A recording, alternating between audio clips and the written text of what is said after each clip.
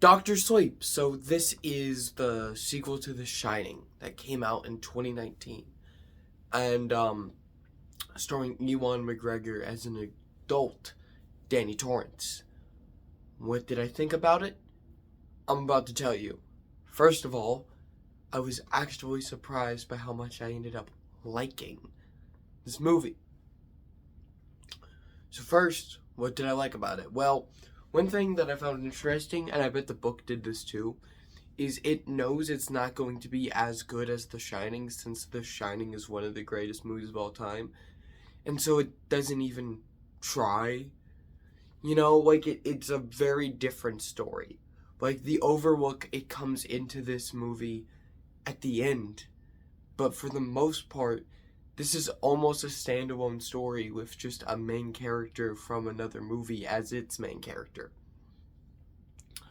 which is great. I like that. I like the villains in this movie, like Rebecca Ferguson. They like suck out people with the Shining's shine. Which, wow, really lucky that Danny, Halloran, or Carrie never came across these people. The characters with the Shining and the Kingverse that we like really care about. That have the Shining. If I sound dead, I literally just woke up, so like, give me a break. And also I'm still flu recovering. That takes a while.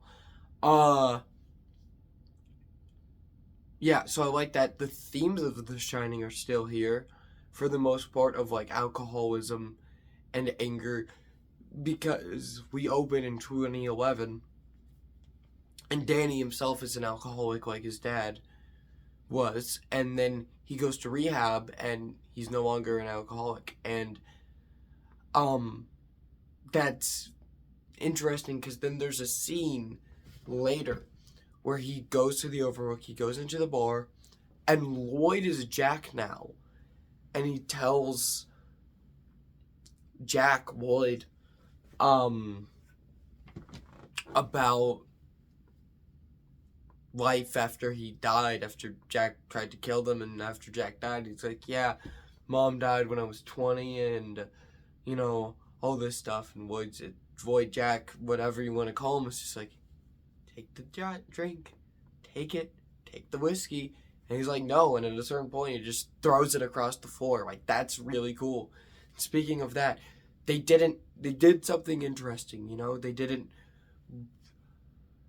digitally de-age, like, very elderly Shelley Duvall and Jack Nicholson. They just got different actors, and that worked pretty well. You know,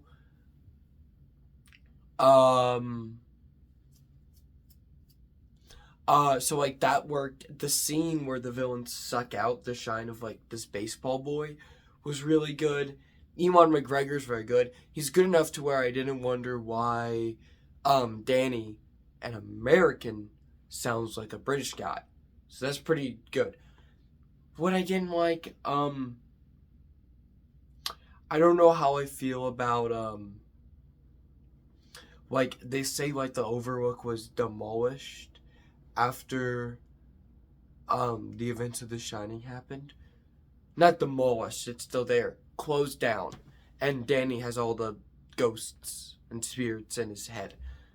Locked in boxes. I don't know how I feel about that. Because, like, the ending of The Shining where, like, we go into the hotel and we pull back and Jack is in the picture and it's like, you've been here. You've always been here. Like, that's really cool to me. And, like, him being the bartender in this movie's really cool. So, like, I don't know how I feel about all the spirits not just still being there, Also, I'm not sure. Like, that didn't quite work for me, but that's about it. Everything else worked for me on some level or another. So, yeah, I'll give this movie an A. It's really good. Would recommend. Even if you haven't seen The Shining. However, that does help with a lot of it.